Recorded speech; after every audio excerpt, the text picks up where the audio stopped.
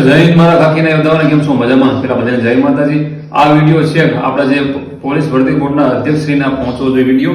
આ મારા હાથમાં PSI નો સિલેબસ છે. હમણાં PSI નું પેપર લેવાનું, એનો સિલેબસ મારી હાથમાં છે. ઘણા ટાઈમથી ઘણા મને મેસેજ પર્સનલી કરતા હતા કે અરુણભાઈ આ બાબત ઉપર તમે વિડીયો બનાવો કે, એટલે બધાની કંઈક બાબતો રજૂ હતું ધ્યાનમાં રાખીને આપણે વિડીયો બનાવી રહ્યા છીએ.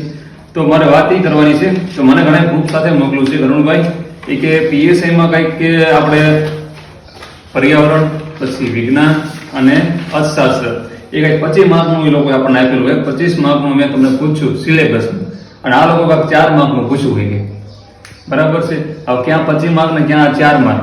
તો આપણે અધ્યક્ષશ્રીને એક વાત જણાવવાની છે કે તમે જે સિલેબસ આપ્યો પ્રમાણે તો ચાલો.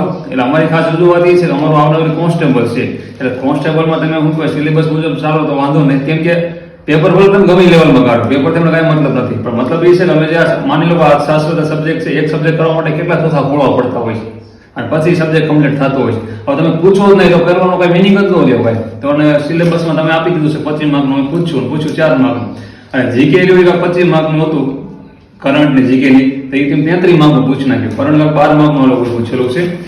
એટલે અને બંધારણ રહ્યું ને, બંધારણ 25 માર્કનું હતું અને 21 માર્કનું પૂછ્યું. બંધારણનું આલો કઈ વાંધો નહીં, પણ થોડુંક અમારી રજૂઆત એ છે કે આવનારું કોન્સ્ટેબલનું જે પેપર રહ્યું કે જે તમે અમને સિલેબસ આપ્યો છે કોન્સ્ટેબલનો, એ પ્રમાણે જો તમે પેપર કાઢો તો બહુ ઠીક રહેશે. તો આટલી અમારી કંઈક રજૂઆત હતી જે તમે ધ્યાનમાં રહેશો. તો જય હિન્દ, જય માતાજી.